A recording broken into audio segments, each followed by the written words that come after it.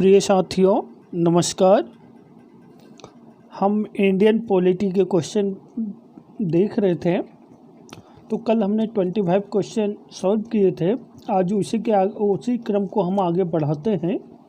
मैं आज बहुत ही इम्पोर्टेंट क्वेश्चन लेकर आया हूं आप लोगों के लिए, तो आप लोग ध्यान से इन क्वेश्चन को सॉल्व कीजिए। चलिए आगे चलते हैं हम। पहला प्रश्न, भारतीय संविधान के किस अनुच्छेद के तहत लोकसभा में अनुसूचित जातियों और जनजातियों के लिए आरक्षण की व्यवस्था की गई है? तो इसमें ध्यान दीजिए, जो आर्टिकल 330 है, इसमें हमारे जो एसटी और एससी वर्ग के लिए क्या है, आरक्षण की व्यवस्था की गई है। आर्टिकल 340 किससे रिलेटेड है? आर्टिकल 340 है ओबीसी अन्य पिछड़ा वर्ग से रिलेटेड। आर्टिकल 324 में क्या है? भारत का चीफ इलेक्शन कमीशन, मतलब भारत का मुख्य निर्वाचन आयुक्त। अगला प्रश्न है 27, दिल्ली को एनसीटी राष्ट्रीय राजधानी प्रदेश संविधान के किस संशोधन से बनाया गया था? 73वां, 69वां, 74वां, 76वां। तो ध्यान दीजिए कि 69वां संविधान संशोधन के तहत दिल्ली को राष्ट्रीय राजधानी क्षेत्र बनाया गया था। ये कब हुआ था? ये हुआ था 1991 में। और ये पूर्ण रूप से प्रशासनिक इकाई के रूप में तब्दील कब हुई थी? 1992 में। ये प्रश्न पूछा गया था। 73वां संविधान संशोधन किससे रिलेटेड है? तो 73वां जो संविधान संशोधन है, ये किससे रिलेटेड है?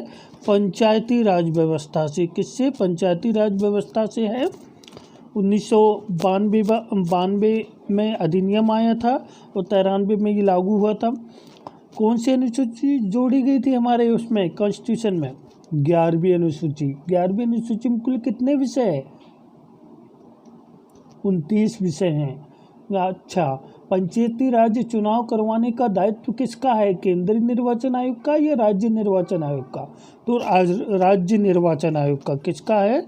राज्य निर्वाचन आयोग का। 74 किससे है? स्थानीय नगरीय निकायों से। 74वां संविधान संशोधन। किसको स्थानीय स्वशासन का जनक कहा जाता है? तो लॉर्ड रिपन, और लॉर्ड रिपन को स्थानीय स्वशासन का जनक कहा जाता है। इसके लिए कौन सी अनुसूची जोड़ी गई थी? 12वीं अनुसूची जोड़ी गई। 12वीं अनुसूची में कुल कितने विषय हैं? 18 विषय हैं।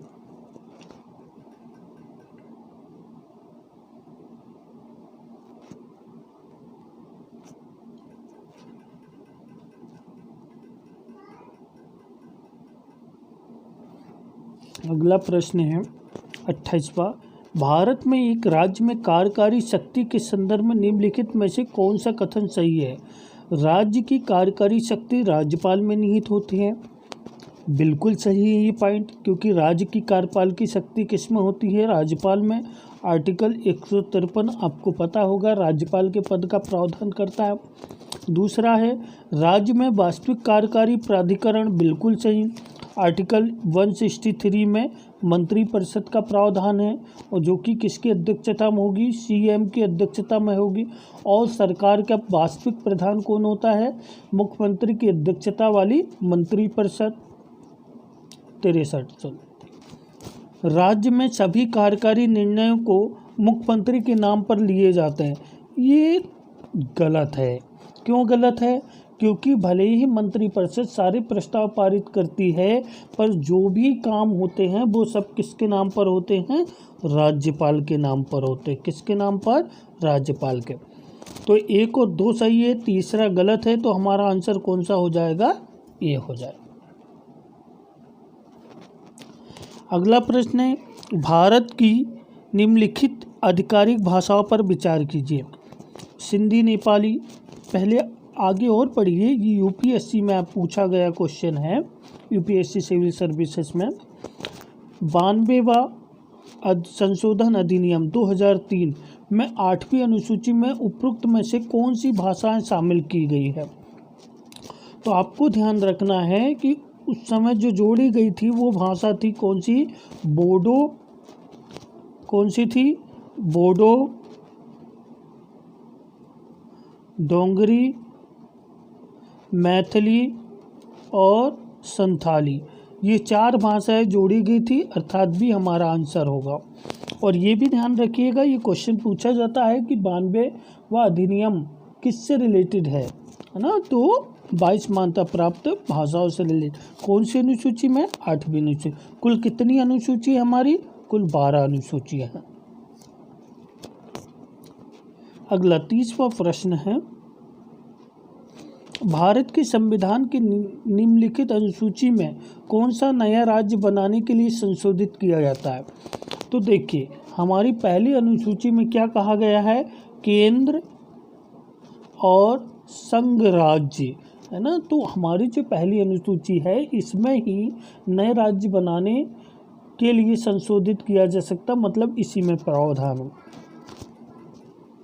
चौथी अनुसूची किससे रिलेटेड है? राज्यसभा सीटों के आवंटन से रिलेटेड। चलिए आगे बढ़ते हैं हम। 31 प्रश्न, उपराष्ट्रपति जो हटाने का प्रस्ताव किसमें प्रस्तुत किया जाता है? तो देखिए, उपराष्ट्रपति किसका प्रमुख होता है? राज्यसभा का प्रमुख कौन होता है? उपराष्ट्रपति, जिसको हम क्या बोलते हैं? सभापति भी बोलते हैं। क्या बोलते हैं? सभापति भी बोलते हैं। ये राज्यसभा का, तो ध्यान रखिए, जब वो राज्यसभा का कैप्टन है, राज्यसभा का सभापति है, वहाँ की सदन की कार्यवाही में भाग लेगा, तो ध्यान रखिए कि उसको हटाने का जो संकल्प प्रस्ताव लाया जाएगा वो भी सबसे पहले कहाँ पे लाया जाएगा? राज्यसभा में। राज्यसभा में प्रस्ताव आएगा, फिर लोकसभा में जाएगा, क्योंकि लोकसभा एक साधारण बहुमत से प्रस्ताव पारित करेगी और उपराष्ट्रपति हट जाएगा। लेकिन उपराष्ट्रपति के निर्वाचन में भाग कौन लेता है? तो यहाँ पर ध्यान रखिएगा कि उपराष्ट्रपति के निर्वाचन में जो भाग लेते हैं, निर्वाचन जो होता है, इस निर्वाचन में राज्यसभा भी लेती है और लोकसभा भी लेती है। अगला प्रश्न है, राष्ट्रपति पूरे देश में या इसके किसी भी हिस्से में अनुच्छेद 352 के तहत राष्ट्रीय आपातकाल किस स्थिति में घोषित करता है?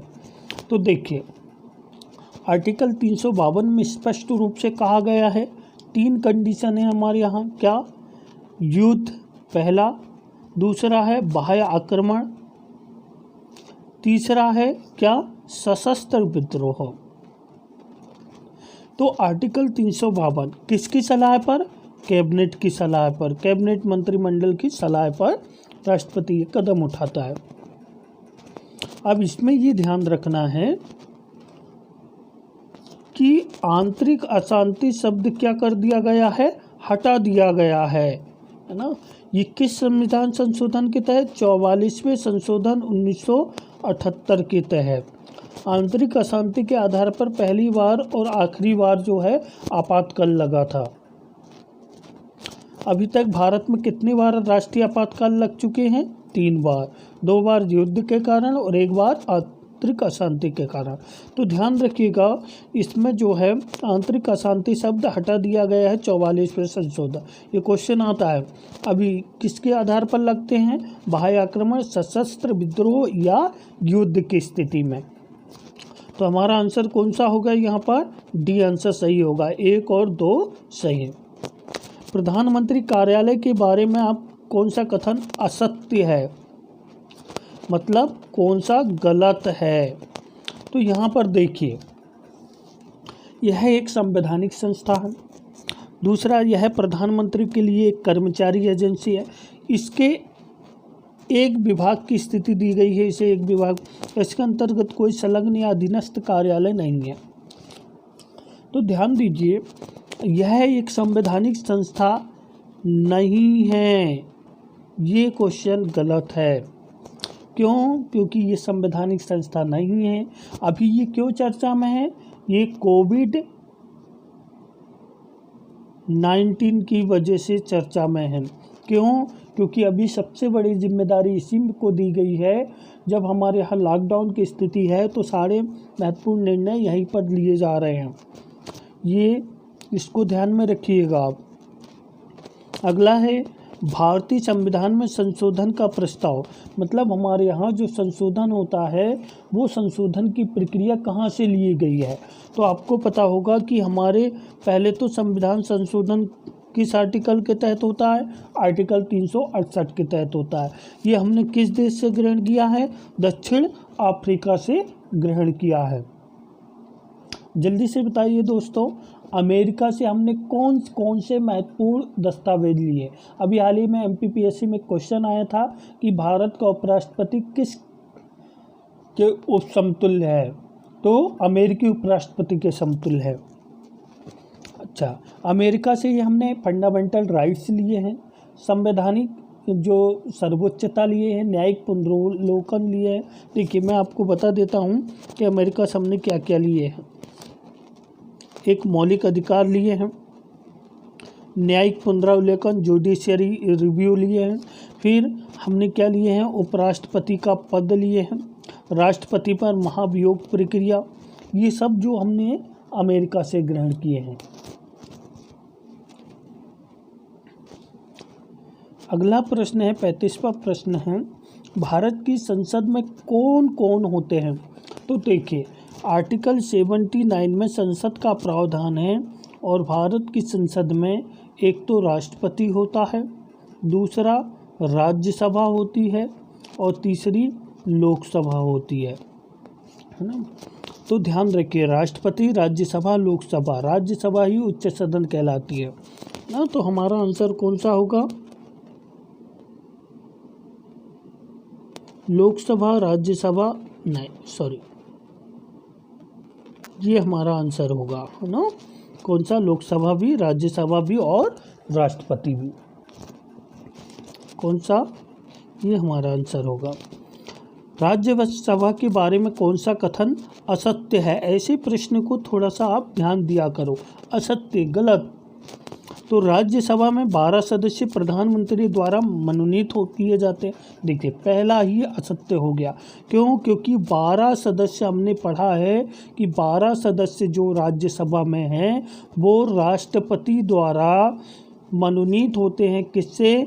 कला, साहित्य, विज्ञान इत्यादि खेल गतिविधियों से भी। जैसे अभी हाल ही में सचिन तेंदुलकर जी को मनोनीत किया गया। राज्यसभा के 1/3 सदस्य हर 2 वर्ष में सेवानिवृत्त होते। बिल्कुल सही, ये गलत है। राज्यसभा भंग नहीं होती। बिल्कुल सही। हमने पढ़ा है कि राज्यसभा कैसा है? एक स्थायी सदन है, कभी भी भंग नहीं। राज्यसभा का सभापति कौन होता है? उपराष्ट्रपति होता है। ये भी हमने पढ़ा है अभी। अगला है, निम्नलिखित में से कौन सा संविधान संशोधन विधेयक नागरिकों को सहकारी समितियों के गठन करने का मौलिक अधिकार प्रदान करता है? तो इसमें ध्यान रखिएगा 111। देखिए 110 तो बिल्कुल नहीं है। 112, 110 किससे संबंधित है? हमारा धन विधेयक है। किससे? धन विधेयक से। 112 किससे रिलेटेड है? हमारा वित्तीय विधेयक, मतलब वार्षिक वित्तीय विवरण। हमारे कॉन्स्टिट्यूशन में बजट शब्द का इस्तेमाल नहीं हुआ है। कल भी मैंने आपको बताया था, जो ऑब्जेक्टिव क्वेश्चन सॉल्व कर रहे थे उसमें बजट शब्द इस्तेमाल नहीं हुआ है। वार्षिक वित्तीय विवरण अर्थात हमारा 1 अप्रैल से कब तक चलता है? 31 मार्च तक चलता है। तो हमारा ये 1 वर्ष से 31 मार्च के बीच जो सरकार की वित्तीय लेखा जोखा होता है उसको ही हम वार्षिक वित्तीय विवरण कहते हैं।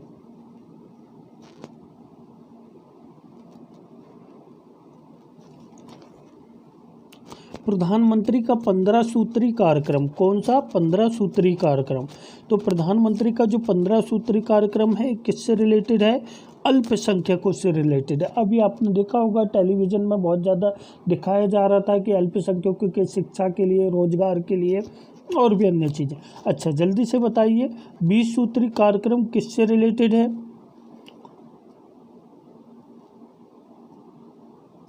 जल्दी से बताइए 20 सूत्री कार्यक्रम किससे रिलेटेड है? तो 20 सूत्री कार्यक्रम जो है किससे रिलेटेड है? ये इंदिरा गांधी द्वारा किया गया था और ये गरीबी उन्मूलन से रिलेटेड था। कौन सा? 20 सूत्री। 15 सूत्री कार्यक्रम किससे? अल्पसंख्यक। भारतीय राष्ट्रीय एकता परिषद का अध्यक्ष कौन होता है? तो भारतीय राष्ट्रीय एकता परिषद का अध्यक्ष होता है कौन? प्रधानमंत्री। ये 2005 में राष्ट्रीय एकता परिषद का गठन हुआ था। पीएम उस समय कौन थे? डॉक्टर मनमोहन सिंह जी के समय में। अगला प्रश्न है, भारत के संविधान के निम्नलिखित अनुच्छेद में कौन सा उच्च न्यायालय को रिट जारी करने की शक्ति देता है? उच्चतम है यहाँ पर, उच्चतम सुप्रीम कोर्ट।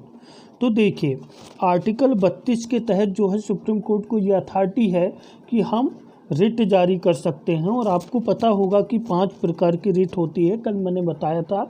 इसमें बंदी प्रत्यक्षीकरण है, परमादेश है, प्रतिषेध है, निषेध है और अधिकार परीक्षा है। ये हमारी 5 प्रकार की रिटें हैं। 74वां आपको पता है मंत्रिपरिषद का प्रावधान करती है। आर्टिकल 74 में किसका प्रावधान है? आर्टिकल 74 में मंत्रिपरिषद का प्रावधान है। आर्टिकल 61 में आपको पता होगा किसमें राष्ट्रपति को पावर दी गई? किसकी? महाभियोग की, मतलब राष्ट्रपति को हटाने की प्रक्रिया आर्टिकल 61 में। चलिए अगला है इलेक्ट्रॉनिक वोटिंग मशीन। तो इलेक्ट्रॉनिक वोटिंग मशीन का सर्वप्रथम जो प्रयोग हुआ था वो किस राज्य में हुआ था? केरल राज्य में हुआ था। निम्नलिखित में से 73वें संविधान संशोधन की विशेषता नहीं थी। ग्राम सभा। तो आपको पता होगा 73वां संविधान संशोधन कब हुआ था? 1993। अधिनियम 92 था लेकिन 93 में वो हुआ था। फिर कौन सी अनुसूची जोड़ी गई? 11वीं अनुसूची जोड़ी गई। 11वीं अनुसूची में कुल कितने विषय हैं? 29 विषय हैं। इसमें कौन था? त्रिस्तरीय व्यवस्था थी। त्रिस्तरीय व्यवस्था में कौन कौन क्या शामिल था? बिल्कुल ग्राम सभा शामिल थी। त्रिस्तरीय व्यवस्था थी। राज्य चुनाव आयोग ये भी था। राज्य योजना आयोग इसका प्रावधान नहीं था।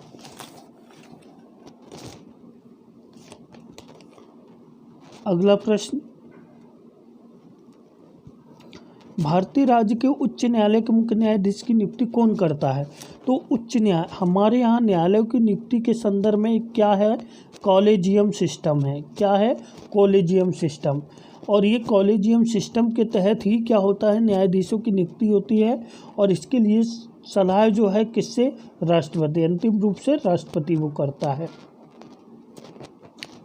अगला प्रश्न है, निम्नलिखित में से कौन मानवाधिकार का चेयरमैन हो सकता है? तो ध्यान रखिए कि मानवाधिकार का जो चेयरमैन होता है वो हमेशा कौन होता है? हमेशा जो है सुप्रीम कोर्ट का जो रिटायर्ड जस्टिस होगा, है ना, जो रिटायर्ड चीफ जस्टिस होगा वो ही जो है कौन होता है? इसका चेयरमैन होता। अभी कौन है? H.L. दत्तू ये हैं। अभी कब हुआ था मानवाधिकार अधिनियम? कब आया था? 1993 में आया था। 10 दिसंबर को किस रूप में मनाया जाता है? तो हम मनाते हैं 10 दिसंबर को अंतर्राष्ट्रीय मानवाधिकार दिवस। किस रूप में? अंतर्राष्ट्रीय मानवाधिकार दिवस के रूप में मनाते हैं। चलिए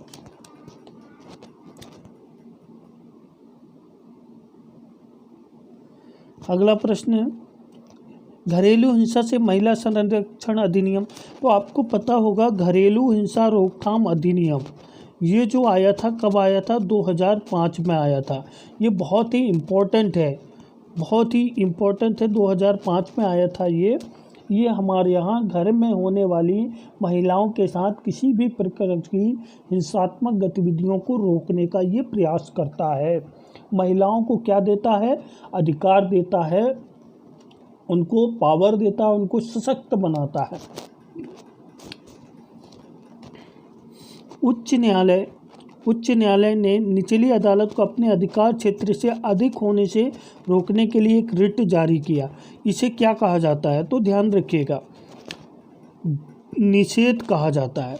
जब न्यायिक अधिकार क्षेत्र में, जैसे ये हमारा कोई निम्न न्यायालय है और ये हमारा हाई कोर्ट है या सुप्रीम कोर्ट है, ये निम्न न्यायालय कोई अपने अधिकार क्षेत्र से काम कर रहा है, जैसे डिस्ट्रिक्ट कोर्ट है, तो हाई कोर्ट एक रिट जारी करेगा और इसको उस अधिकार क्षेत्र में काम करने के लिए रोकेगा कि भैया आप अपने अधिकार क्षेत्र से बाहर जाकर काम। इसी को बंदी प्रत्यक्षीकरण क्या होती है? बंदी प्रत्यक्षीकरण अर्थात जब हम किसी व्यक्ति को पुलिस हिरासत में ले लेती है तो उसको 24 घंटे के अंदर सशरीर न्यायालय के समक्ष क्या करना होता है? कारण सहित प्रस्तुत करना होता है कि किस अधिकार से हमने उसको वो किया। अधिकार परीक्षा ये होता है को वारंटो, किस अधिकार से आप अपने पद पर बने हुए।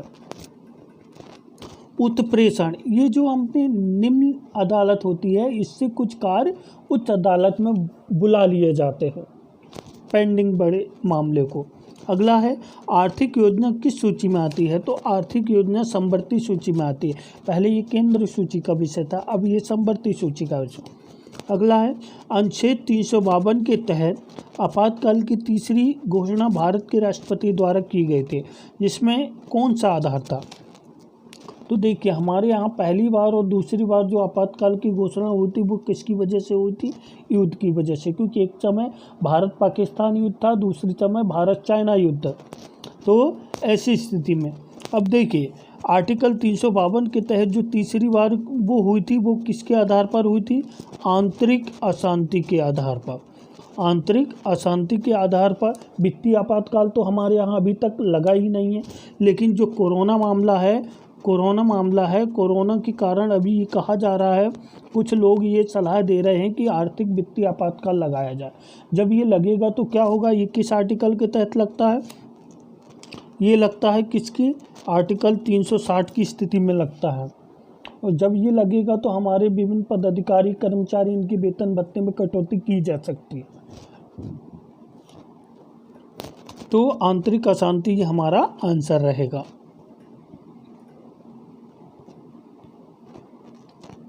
अगला प्रश्न है गलत तरीके से हिरासत के खिलाफ रिट जारी की जाती है, यह है कौन सा? बंदी प्रत्यक्षीकरण। अभी मैंने बताया कि 24 घंटे के अंदर पुलिस को किसके सहित, कारण सहित, कि भैया किस अधिकार से हमने आपको गिरफ्तार किया, ये न्यायालय के समक्ष बताना होता है, प्रस्तुत करना होता है। तो बंदी प्रत्यक्षीकरण। भारत में राष्ट्रपति वित्तीय आपातकाल कब लगा सकता है? अगर उसे लगता है कि वित्तीय स्थिरता का खतरा है, सरकारी व्यवसाय के करने के असाधारण खर्चे को पूरा करने, यदि मंत्रिपरिषद कैग रिपोर्ट, राज्य बहुमत से सिफारिश नहीं। अगर उसको लगता है कि वित्तीय स्थिरता को खतरा है, तब कौन से आर्टिकल के तहत? 360। किसकी सलाह पर? कैबिनेट की सलाह पर। किसकी सलाह पर? कैबिनेट की सलाह पर ये लगाया जा सकता है। और मैंने आपको अभी बताया कि इसमें वेतन भत्ते, तो अभी जो कोविड-19 है, ये कोविड-19 की वजह से ये चल रहा है। कुछ सलाहकार ये सलाह दे रहे हैं कि राज्य जो है मतलब हमारा राष्ट्र जो है आर्थिक संकट से गुजर रहा, तो ऐसी परिस्थिति में हम वित्तीय आपातकाल, लेकिन ऐसी अभी उतनी खराब स्थिति नहीं है। तो प्रिय साथियों, बहुत बहुत धन्यवाद आप सभी लोगों का। यदि आप लोगों को ये एग्ज़ाम के पॉइंट ऑफ व्यू से महत्वपूर्ण लगते हैं तो मुझे कृपया सुझाव दीजिएगा, और मैं कोशिश करूँगा कि आगे और भी सुधार होते रहें। और अगर आपको अच्छा लगे वीडियो तो आप सब्सक्राइब कीजिए चैनल को, आपको अपडेट मिलते रहेगा और मुझे भी ये लगेगा कि ये तर्क संगत है। थैंक यू दोस्तों।